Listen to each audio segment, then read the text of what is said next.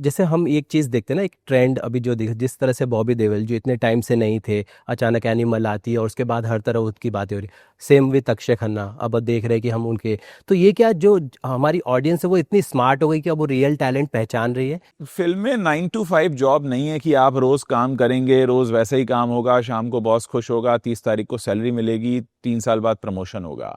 ये क्राफ्ट है। यहाँ आपको कब सूटेबल रोल मिलेगा, कब आप परफॉर्म कर पाओगे, कब पब्लिक एक्सेप्ट करेगी, कब आपके लिए कहानी आएगी, कब आपका बिजनेस होगा। हम इसको उस तरह से रन ऑफ द मिल नहीं बना सकते कि मैं इतना बड़ा स्टार हूं, साल में 3 हिट फिल्में आनी चाहिए। बिल्कुल नहीं आएंगी। आप कहीं पे गिरेंगे, कहीं संभलेंगे, कहीं खड़े होंगे, कहीं से कुछ सीखेंगे, कभी कहानी मिलेगी, नहीं मिलेगी। ये कला का क्षेत्र ऐसा ही है। ये कोई बैंक के क्लर्क की नौकरी नहीं है। नहीं, but to add to this, Ujjwal himself had made this point that acting को यहाँ कोई पूछता ही नहीं है आजकल, और वही हम अक्षय खन्ना से करते आए हैं। Again, I am not siding Akshay Khanna. He is not my friend or anything. You take any movie of his, Drishyam ले लो recent. Yeah. I'm asking you, Harsh, who was better in Drishyam, Ajay Devgan or Akshay Khanna? Akshay Khanna. Chhaava ले लो। Boss दिल चाहता है, मैं where we liked Amir and Saif also, we liked Akshay also equally, but wasn't that inch extra for him?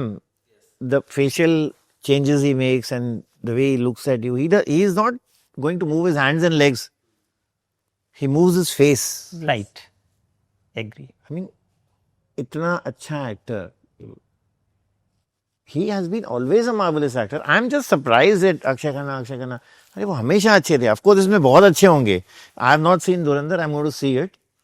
I'm definitely going to see it. I must add here. And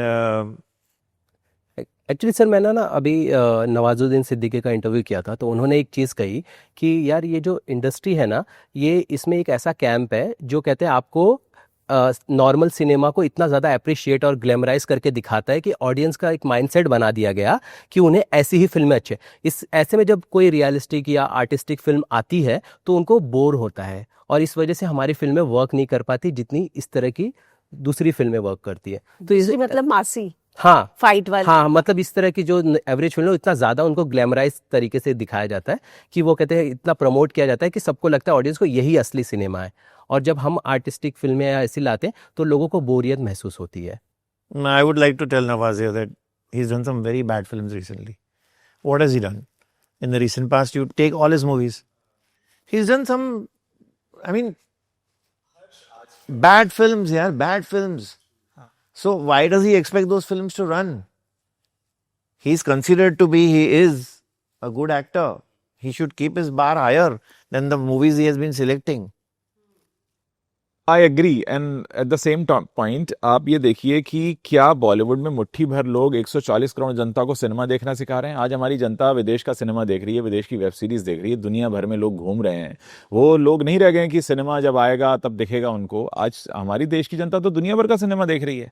आपको तो competition पूरी दुनिया से मिल रहा है। तो मुट्ठी भर लोग तय नहीं कर सकते कि हमारे देश की जनता को क्या पसंद आएगा। कोई प्रेडिक्ट कर सकता था कि 12वीं फेल इतनी बड़ी हिट होगी? तो ये कंतारा का कुछ होगा। खुद विदु जी ने इंटरव्यू में बोला कि अनुपमा जी ने ही बोल दिया था कि यार ये पिक्चर नहीं चलेगी, जो इतनी बड़ी क्रिटिक है।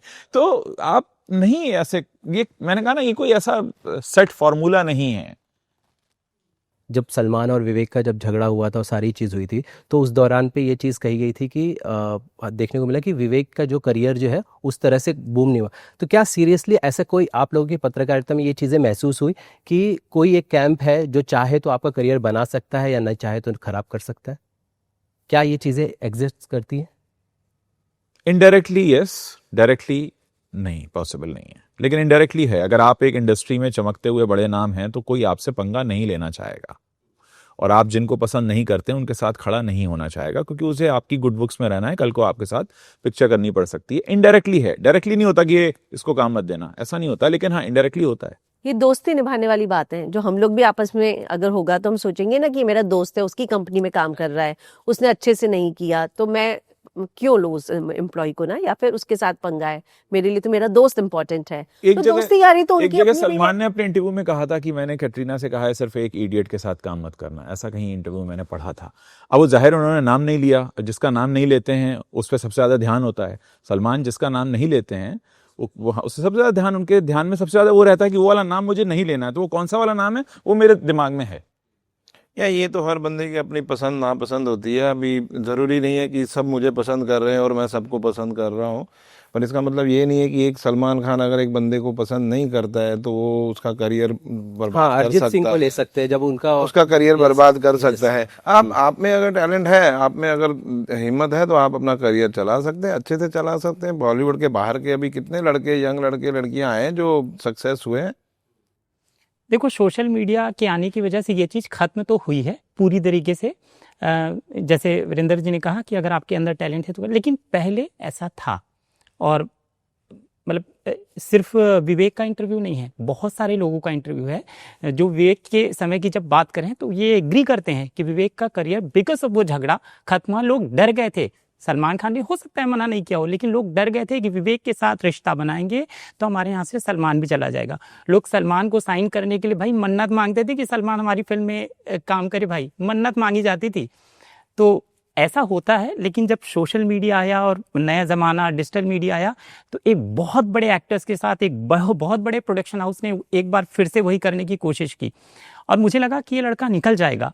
लेकिन मैं 1-2 साल ऐसा वेट करता, देखा नहीं। बाद में उस प्रोडक्शन हाउस ने उस बहुत बड़े एक्टर के साथ फिल्म की, अभी भी उनकी फिल्म रिलीज होने के लिए तैयार है।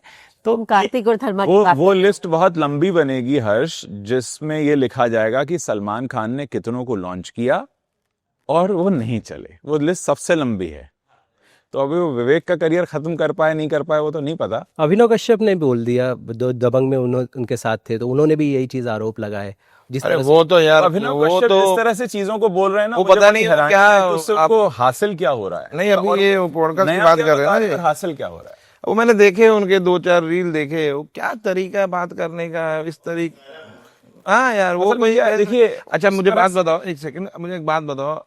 आप अभी इतना पॉडकास्ट पे आके सलमान खान के बारे में बोल रहे हो, उसकी पर्सनल लाइफ को लेके, शरीर को लेके, पता नहीं किस तरीके से भद्दे भद्दे उस बंदे ने गलत है comment वो किए तरीका, हैं। बहुत ठीक है, गलत है। तुम्हें इतनी तकलीफ थी तो तुमने काम ही क्यों किया? जब तुम्हें कुछ बनना था तब तुम एक स्टार का नाम लेके बन रहे थे। जब तुम्हें इतनी तकलीफ उसने उस वक्त दी, जिस तरीके से तुम आज कर रहे हो, बोल रहे हो उसकी फैमिली को लेके या किस चीज को लेके, तो काम क्यों किया उस टाइम भाई तूने? मुझे, अभी मैं ये नाम नहीं लूंगा, ये पूरे पॉडकास्ट के बाद मुझे कहीं ना कहीं से गॉसिप सुनने में आए थे।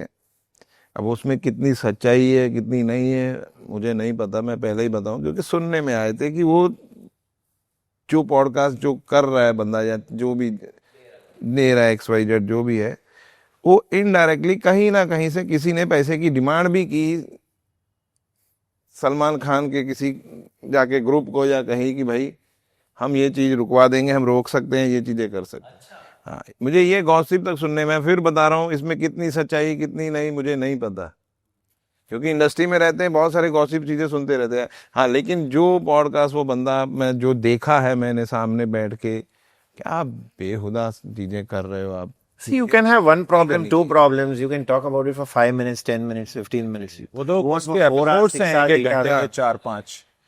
वो जो कर रहे हैं वो ना तो वो तरीका सही है और ना ही वो उससे खुद कुछ हासिल कर पा रहे हैं और ना ही वो उन्हें किसी भी तरीके से बेनिफिट करने वाला है, बल्कि लोग उसको सुनकर और हंसते और हैं कि ये मुझे क्या एक है। पर्सनल एजेंडा जैसा लगता है। बिल्कुल पर्सनल एजेंडा है। मैंने थोड़ी देर पहले आपको एक चीज बताई थी कि जर्नलिज्म और पर्सनल एजेंडा एक चीज आपको लाइन है। मैंने एक चीज आपको बताई थोड़ी देर पहले कि कंट्रोवर्सी या नेगेटिविटी थोड़ी सी दिखा दो, बहुत बिकती है।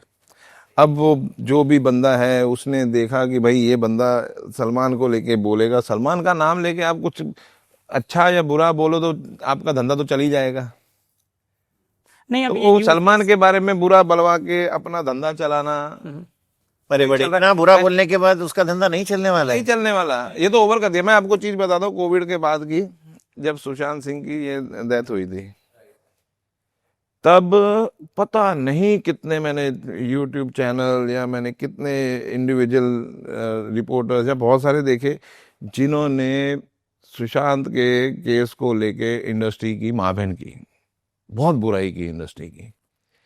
मैं देखा मैं ये क्यों कर रहे हैं यार ये लोग, की बाद में देखा कि भाई वो ऐसा ट्रेंड चल रहा था कि उनके चैनल बड़े हो रहे थे। कंट्रोवर्सी नेगेटिविटी को लेके बहुत सारी चीजें इंडिविजुअल चीजों को फायदा देती है तो लोग करते हैं, और ये बंदा अभी वो वही करने की कोशिश कर रहा था, लेकिन ये ज्यादा कर गया तो उतना हो नहीं मैं पाया। बता- अभिनव का जो इंटरव्यू था ना, अभिनव का इंटरव्यू सलमान के फेवर में चला गया।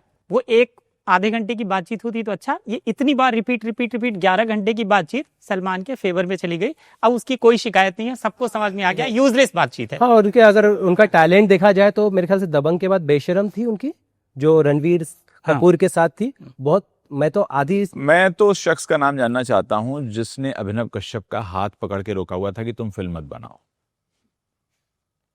वो कौन था? तो अगर सलमान से, ठीक है, उनको मैं समझता हूं कि उनकी नजर में सलमान खान बहुत खराब इंसान है, तो भैया और भी तो बहुत थे। हाँ, और आपके अंदर कला थी तो आप तो किसी मतलब आउटसाइडर को कहीं से किसी को भी लाके बना देते। और आज इतने साल बाद ये सारा दर्द क्यों? जब इतने साल नहीं बोला था तो और नहीं बोलते। तो मुझे उसमें कुछ समझ में नहीं आता। मुझे समझ में नहीं आ रहा कि वो किसका गेन है, क्या कर रहे हैं, क्यों कर रहे हैं, वो किस तरफ जा रहा है।